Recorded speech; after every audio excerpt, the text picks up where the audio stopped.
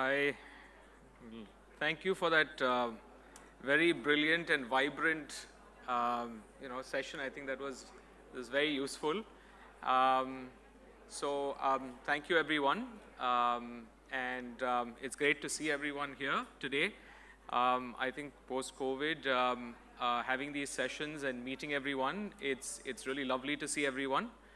And I know that today is, what I was told is more or less like a holiday because we have the Prime Minister here.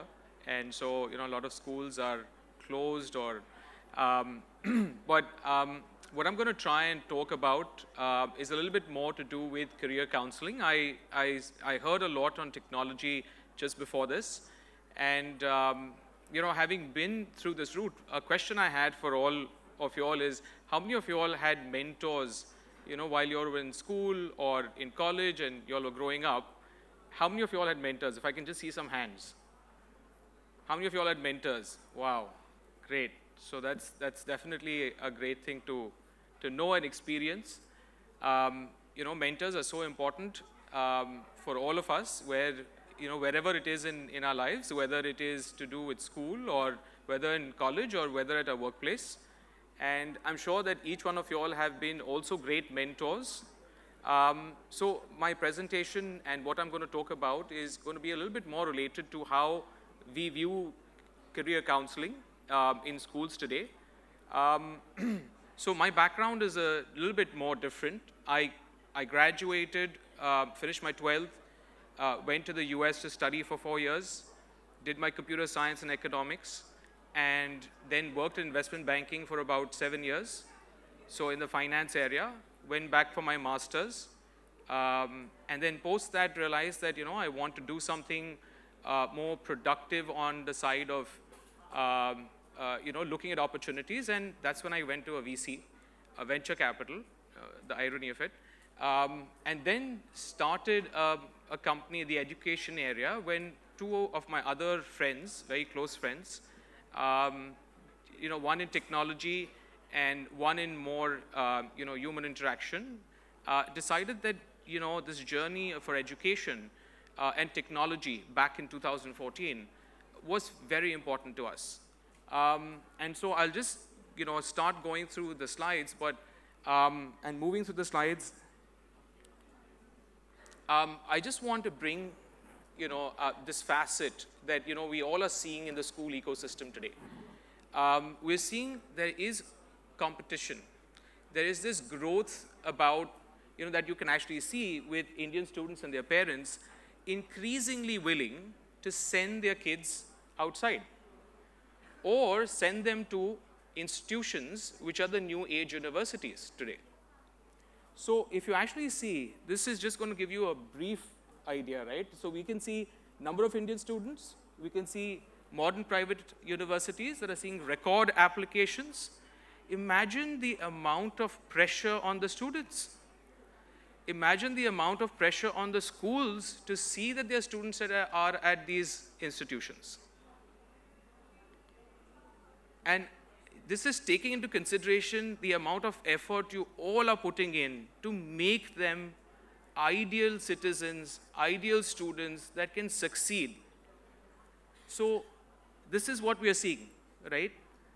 Increasingly willing to pursue unconventional paths. They are. I'm sure that all of you all can see that students and parents are willing to do this now. So where are we with it, right? Students want help in figuring out a career path. They want to keep their options open. We are seeing parents willing to support their children's decisions. We are seeing them willing to spend on the child's education. But do we have the school which has everything? We do have schools which have basic, right? We have a structure, but is that enough? That's the question. So now moving to the evolving college admissions ecosystem. What are we actually seeing? We're seeing growing competition, growing complexity. Admission procedures are constantly changing and becoming more complex. So how are you going to keep yourself informed about all of this? Think about the information overload. the technology reliance and dependability, the tuition-first approach, the culture of tuitions to drive college admission preparation. What is that causing? It's causing stress and anxiety, losing sight of the process and getting distracted.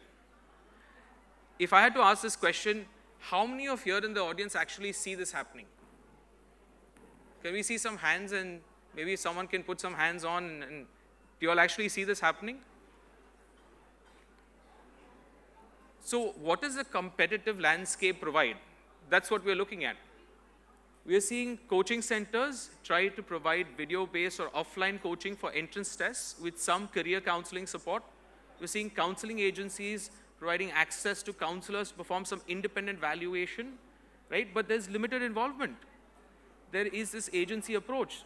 There's lack of batch visibility there. If you look at the coaching centers also, it's a templatized program, right? There's a skewed mentor-student ratio. If we look at tech enablers at schools, there's digitization of academic and non-academic assets to facilitate learning. So you have a dashboard given, but you can't just use a plug-and-play approach and say that is enough, right? If a student is going to keep looking for research and, you have a university fair and all the universities come in, and then they're left, worried about which one do I select. And even though you have counselors, but is that enough? Are those counselors also equipped with everything that they need, right? So there's a lot of these things that we are actually seeing in the system. And this is what we came up with. We figured the need of the hour is a deeply integrated, hybrid, human-led approach. It can't just be a plug and play. You can't just have something that says, okay, the counselor is going to use, and that's good enough. There has to be more expertise built into the system. So that is what we are aiming for. We're aiming for, as you're saying, strong human capital, at least having one counselor, having one, adult to help that, at least 100 students. Today we are seeing that number at 400 to 500. Is that even doable? Having one counselor for 400 students, is that even going to be doable with so much competition with things that are happening? The hybrid one-stop support. So you also need the online and offline approach to have greater touch points, catering to student needs more efficiently. But is that enough again? What more do you need? You need someone also from the outside to come and say what process you're running. Is that also good enough? That's where we come into even having an integrated approach. So reducing dependency on plug and play by supplementing with strong operations and consulting, understanding beyond that, where is it that we can improve our strategy so that our students can actually do much better. So what we can see here, and this is a solution that we are looking at providing, is to assess optimal career needs, is you need to be able to actually assess first, and that doesn't only start at the student, right, assessing it. It also happens at what is really going to be at a school level, at the management level. You need to have the visions meet. You need to understand that what are the students' parents also wanting, what is the management wanting, what is the principal. So it has to work across the board. So assessing optimal career needs, getting that vision, planning and execution of it, then enhanced teacher training, right? Helping the teacher, helping the counselor understand that how are you going to be open-minded about these things? How do I inculcate certain things which are going to help the child in that application process? I'm almost going to finish.